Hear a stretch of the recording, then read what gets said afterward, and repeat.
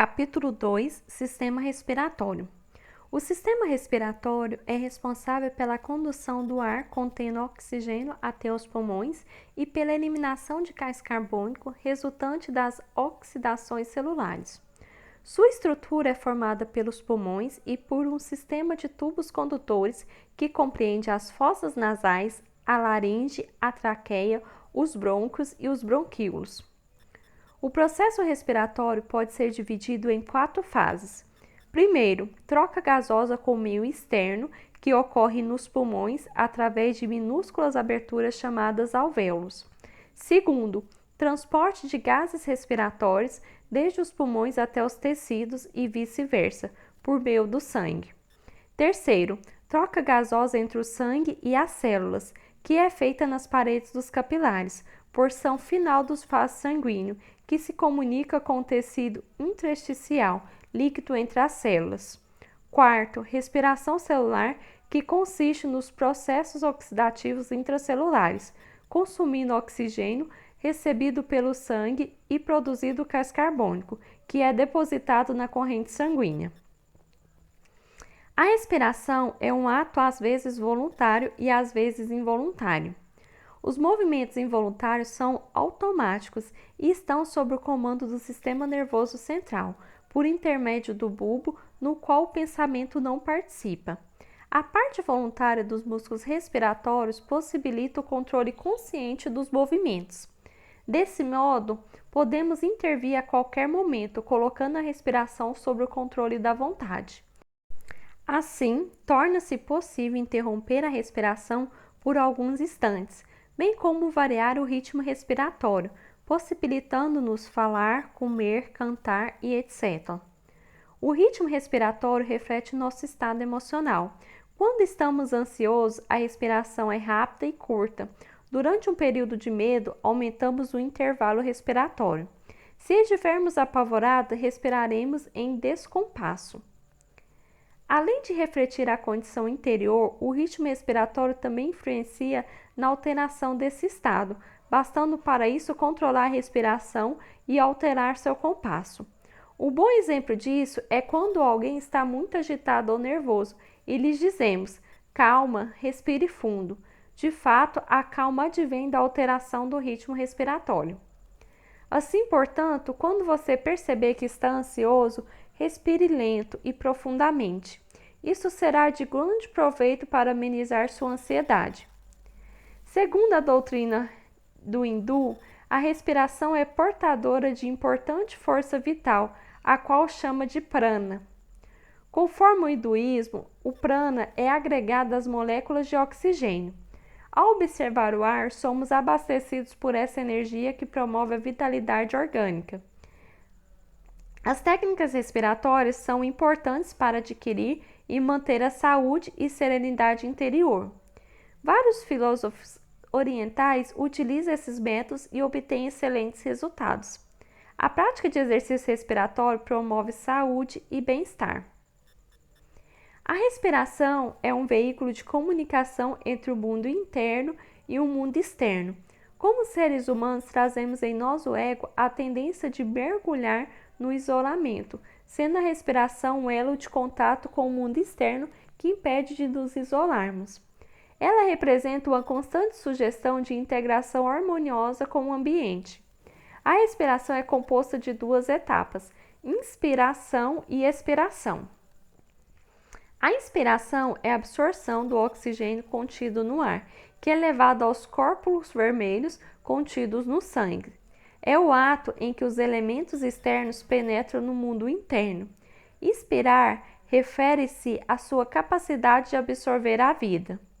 A expiração promove a eliminação de gás carbônico produzido pela oxidação das células. Expirar é expelir conteúdos provenientes do interior do organismo, que são lançados no ambiente externo. Esse ato relaciona-se à sua capacidade de se expor e deixar fluir seus conteúdos interiores. É a livre expressão de si. O processo respiratório expressa sua capacidade de absorver e se expor ao âmbito de troca do dar e receber. Se a pessoa lidar bem com isso em sua vida, seu sistema respiratório será saudável. Porém, se tiver uma relação problemática entre ela e o mundo, isso irá refletir nesse sistema, provocando alguma doença. De acordo com a doença respiratória, pode-se compreender melhor as complicações internas nessa área da vida.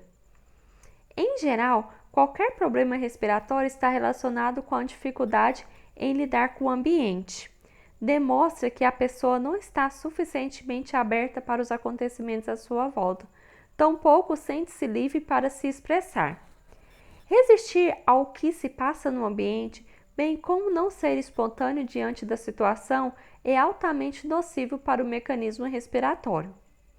Para amenizar os problemas respiratórios, é necessário que você se abra para a vida e aprenda a absorver o que está acontecendo à sua volta.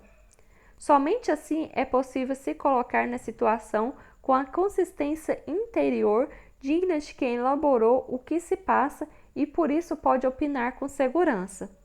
Essa atitude, além de ser saudável para as vias respiratórias, promove o bem-estar interior e a harmonia do ambiente. Fossas nasais. Primeiro contato entre o externo e o interno. Habilidade para lidar com os palpites e sugestões dos outros. As fossas nasais comunicam-se com o meio externo pelos orifícios das narinas. São responsáveis por preparar o ar para penetrar no interior do aparelho respiratório, iniciando o processo de filtragem, o aquecimento e a umidificação do ar expirado. Em virtude desse processo, não há choque térmico entre a temperatura do ambiente e do interior do corpo. Na visão metafísica, o ar está relacionado com as ideias a respeito de uma situação, aquilo que pensamos ou achamos acerca das condições que estão ao redor. Refere-se a conjecturas que formulamos sobre os fatos. Quando estamos diante de um acontecimento, tiramos nossas conclusões e muitas vezes essas deduções nos deixam tão apavorados que mal conseguimos lidar com os acontecimentos. Ao adotar uma óptica pessimista, fica difícil encarar a realidade. O que pensamos acerca dos acontecimentos é a maneira como acatamos os comentários influenciam o funcionamento das vozes nasais. O autoconhecimento e o respeito próprio são fatores primordiais para o equilíbrio entre o mundo interno e o mundo externo. Mantém saudável a região nasal e melhora a relação com a vida e as pessoas ao redor. No tocante à respiração, podemos dizer que as fossas nasais são o primeiro contato com o exterior com o interior. A função fisiológica de iniciar o processo de filtragem do ar correlaciona-se metafisicamente com o preparo da pessoa para lidar com as ideias e suposições acerca de algo. Sua habilidade em absorver o novo e lidar com os palpites e sugestões mantém saudável essa parte do corpo. Em oposição, você se sentir agredido, abalado ou preocupado em relação às opiniões dos outros acerca da vida, do futuro ou de si mesmo, torna-se vulnerável às complicações nasais. Não admitir certas coisas, mas também não se desligar delas, deixando-o incomodado, é como se aquilo ficasse registrado na região nasal, causando uma espécie de congestionamento de ideias. O negativismo acerca da atmosfera à sua volta é o grande vilão dos problemas das fossas nasais. Antes de compreendermos os principais problemas que afetam as fossas nasais, vamos conhecer os sintomas mais comuns que elas apresentam. Geralmente, essas condições estão associadas a algumas doenças. Convém fazer associações entre elas para compreender melhor as causas metafísicas que as afetam. Com essa consciência, você poderá a qualquer momento reverter seu quadro de saúde, bastando se posicionar interiormente.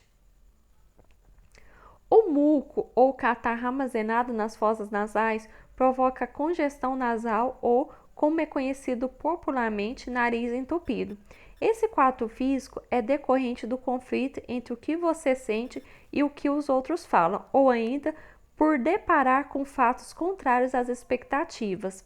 Se você não estiver seguro naquilo que sente, qualquer coisa o abala, pois se estivesse, nada que viria de fora o afetaria, por mais que se contrapusesse a você.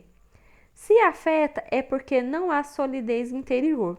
Essa fragilidade dificulta a absorção de elementos externos, gerando conflitos por você não saber lidar com o negativismo do ambiente nem com os palpites dos outros.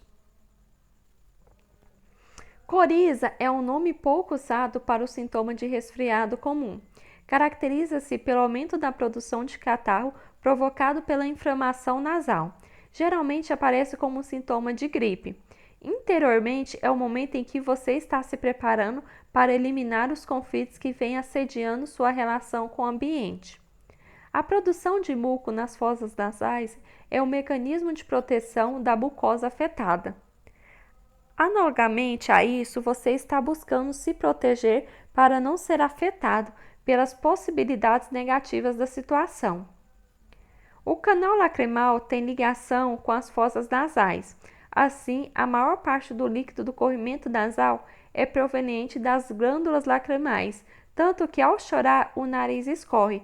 Pois bem, esse sintoma demonstra um choro reprimido. A leitura metafísica do choro é o desprendimento.